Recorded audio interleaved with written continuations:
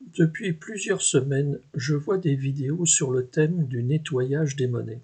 Souvent, la méthode est présentée sans les réserves qui s'imposent, notamment au sujet des monnaies anciennes, antiques et médiévales.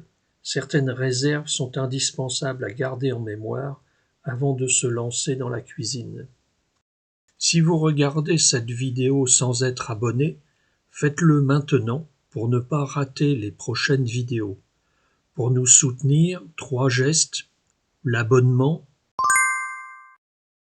le pouce et le commentaire.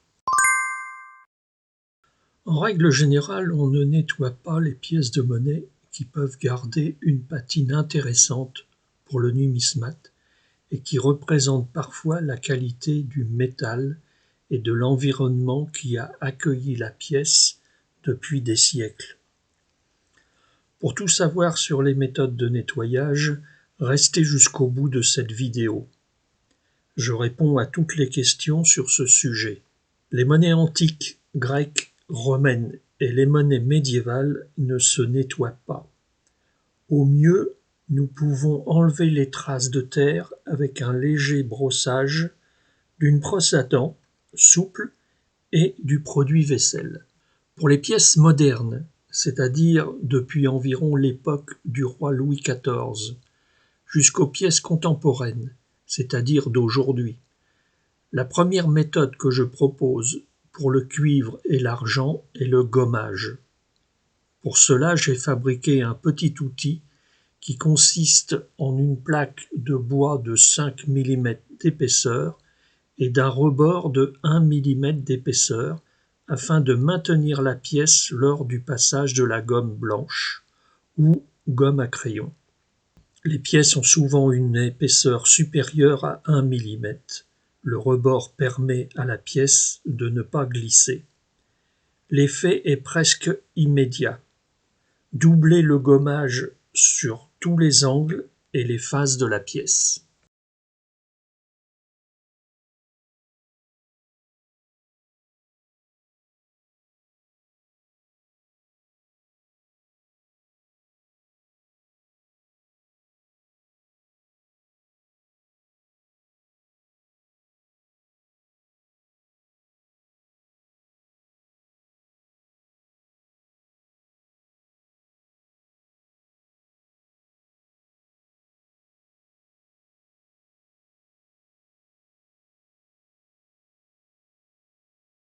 Inconvénient: le gommage est très difficile sur la tranche. La pièce a repris de la brillance pour des années. Cette méthode du gommage est aussi très utile pour les pièces en argent. Cela permet de récupérer certaines pièces sans abîmer la gravure et une partie du velours de frappe qui existe encore sur la surface. Dans les années 70, à la grande mode des gourmettes en argent, ces bracelets et les pièces de 10 francs et 50 francs en argent étaient nettoyés en les frottant avec de la mie de pain. Après quelques minutes, la mie devenait noire et l'objet avait repris sa brillance d'origine. La troisième méthode est plus agressive. Elle consiste à plonger la pièce dans un bain d'eau tiède auquel on a ajouté du sel et du vinaigre blanc. L'effet sur une monnaie de cuivre de la fin du XIXe siècle n'est pas concluant. Une pièce anglaise des années 70-80 fait la démonstration en temps réel.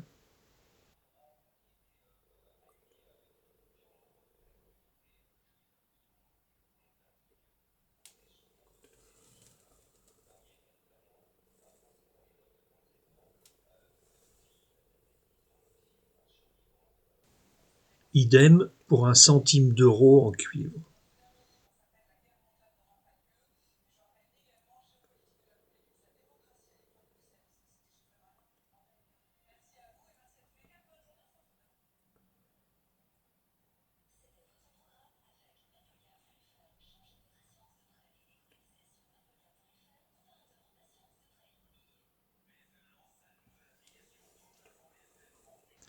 Par contre, pas d'amélioration sérieuse pour une pièce de 2 euros.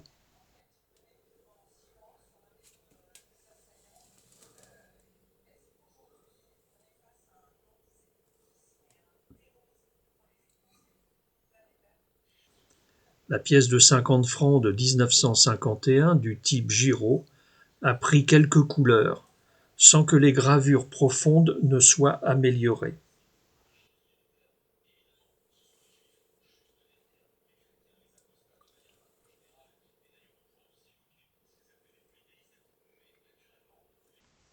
Les inconvénients principaux de cette méthode agressive sont: il s'agit plus d'un décapage qu'un nettoyage.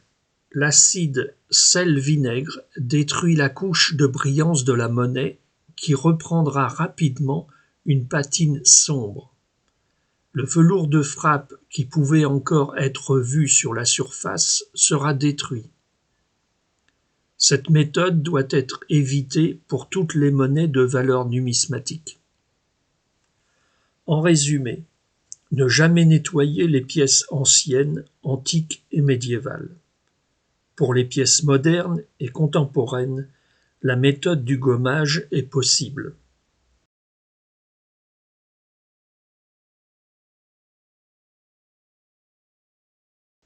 Attention, certaines pièces sont plus intéressantes avec leur patine d'origine, selon l'environnement dans lequel la monnaie a été gardée. J'espère que cette vidéo vous a été utile et a ouvert les yeux aux apprentis chimistes qui, parfois, sans le vouloir, détruisent la valeur de la pièce qu'ils voulaient améliorer par un nettoyage. Pour ma part, seules quelques monnaies d'argent ou des pièces modernes peuvent bénéficier d'un gommage. Plus la monnaie est propre et brillante d'origine, plus elle aura de la valeur.